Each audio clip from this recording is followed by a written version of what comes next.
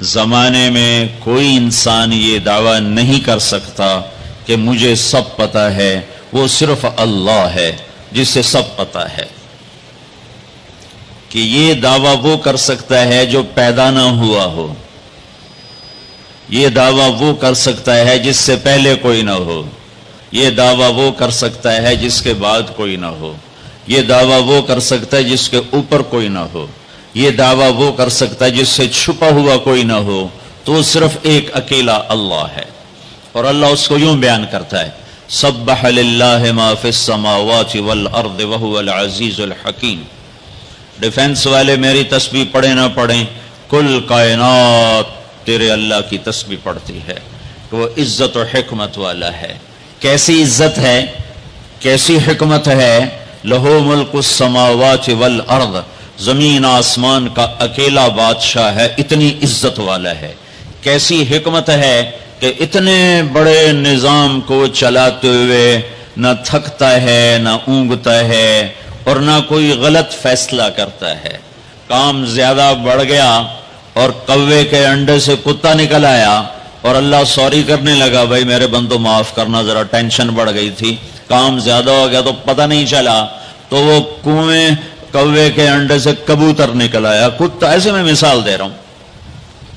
تو میرا رب بھول سے پاک ہے، غفلت سے پاک ہے۔ کتنا اندھیرا چھایا ہوا ہے۔ لا يعزب عن ربك من مثقال ذرہ کا ایک ذرے کے برابر کوئی شے تیرے رب کی آنکھوں سے چھپی ہوئی نہیں ہے۔ مجھے تو پیچھے بیٹھے ہوئے نظر نہیں آ رہا، اور میرا رب کہتا ہے لا يعزب عن ربك من مثقال ذرہ۔ کیسی حکمتوں والا ہوں، کیسی عزت والا ہوں، اتنا بڑا ملک میری ملک ہے اور مجھے ساری مخلوق کا پتہ ہے۔ تم تو اپنے بندے نہیں گن سکتے، تیرے رب نے تو چیونٹیوں کو بھی گن رکھا ہے۔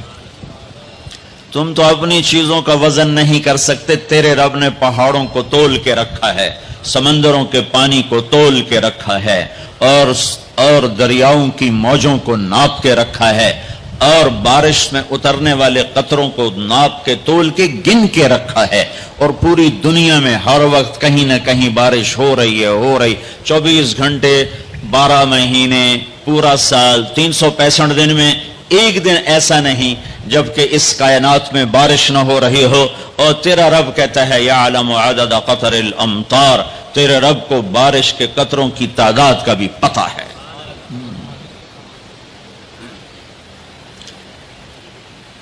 لہو ملک السماوات والارض یحیی ویمیت وہو علی کل شیء قدیر۔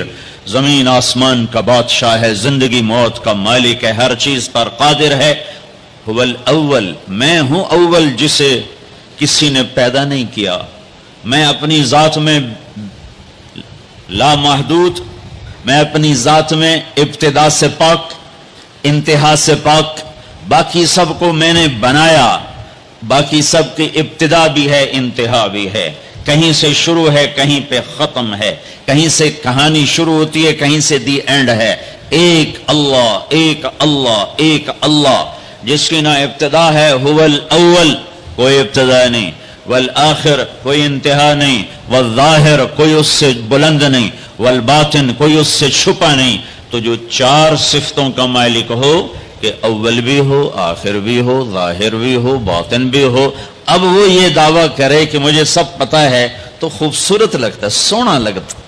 میرے جیسا بے وقوف کہے میں نے بہت پڑھا ہے، مجھے سارا پتہ ہے، یہ دنیا کا بے وقوف ترین انسان ہے جو کہے ہمیں سب پتہ ہے۔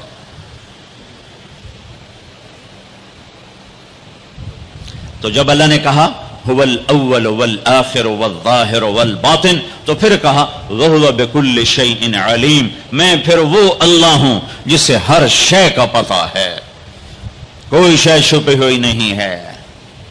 تو اللہ تعالیٰ ہم سے ایک اعتراف کرواتا ہے کہ یہ مانو کہ میں کچھ نہیں جانتا، مجھے بتا مجھے کیا کرنا ہے۔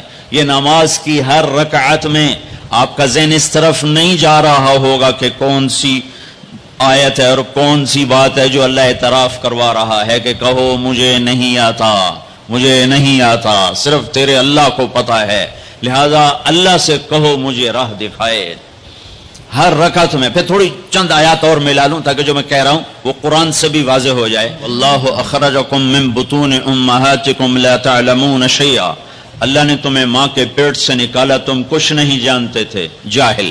اللہ تعالیٰ فرماتے ہیں انہ کان ظلوما جہولا، یہ پرلے درجے کا ظالم بھی ہے، جاہل بھی ہے. اللہ تعالیٰ فرماتے ہیں وَكَانَ الْإِنسَانُ عَجُولًا، یہ پرلے درجے کا جلد باز ہے. اور فرماتے ہیں وَكَانَ الْإِنسَانُ كَفُورًا، یہ اعلیٰ درجے کا ناشکرہ ہے. اور اللہ تعالیٰ فرماتے ہیں وَكَانَ الْإِنسَانُ قَتُورًا، بہت بڑا بخیل ہے، چھوٹا موٹا نہیں، اور بہت بڑا بخیل ہے، گن گن کے بڑا خوش ہوتا ہے. اور اللہ تعالیٰ فرماتے ہیں وَكَانَ الْإِنسَانُ أَكْثَرَ شَيْءٍ جَدَلًا، بہت زیادہ لڑنے جھگڑنے والا ہے. اور اللہ تعالیٰ فرماتے ہیں کفور مبین، کھلا نا شکرہ ہے. اور اللہ تعالیٰ فرماتے ہیں یئوس قنوط، میں ذرا سا ٹیکا لگا دوں، ہلکا سا جھٹکا دے دوں تو سب سے زیادہ نا امید بھی ہوتا ہے اور میرے گلے بھی کرتا ہے. اور تھوڑا سا دروازہ کھول دوں، 4 پیسے پکڑا دوں تو ایک دن ایک دم فرح فخور.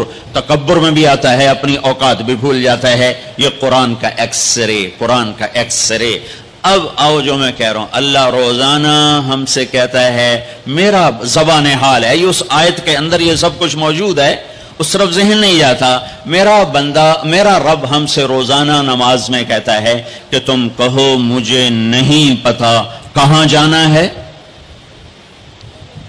کیا منزل ہے اور کیسے پہنچنا ہے، کیا راستہ ہے. لہذا یا اللہ اہدنا الصراط المستقیم، اہدنا الصراط المستقیم. یا اللہ مجھے نہیں پتا راستہ کیا ہے، مجھے بتا نہیں، چلا نہیں، ہاتھ پکڑ کے پہنچا. قرآن میں یہ 2 طرح ہے. اللہ تعالیٰ اپنے نبی کے بارے میں فرماتا ہے وَإِنَّكَ لَتَهْدِي إِلَىٰ صِرَاطٍ مُسْتَقِيمٍ، اے میرے حبیب آپ بھی سیدھے راستے کی رہنمائی فرماتے ہیں. وہاں لفظ ہے الہ. اور اللہ تعالیٰ اپنے بارے میں ہم سے کہہ رہا کہو اہدنا الصراط المستقیم. الہ کے بغیر، الہ کے ساتھ اور الہ کے بغیر کیا فرق ہے؟ ایک نوجوان آ رہا ہے کہ جی میں نے عقیل ڈیڈی صاحب کے گھر جانا ہے، آج وہاں بیان ہے، کوئی مجھے راستہ بتا دو. تو کہے گا حافظ خیابان ہے اور فلاں روڈ ہے اور فلاں مکان ہے اور ادھر ایک سگنل ہے، آگے آپ کو رش ملے گا گاڑیوں کا. تو سمجھنا کہ وہ بیان ہے. یہ ہے الہ. جی مجھے ذرا بتائیے، تو آپ کو یوں بتاتا ہے، یوں جائیں یوں جائیں یوں جائیں یوں جائیں. اس کو کہتے ہیں اہدنا الی صراط مستقیم. الہ کہ وہ صرف آپ کو بتا دیتا ہے کہ جی آپ ادھر چلے جائیں ادھر چلے جائیں.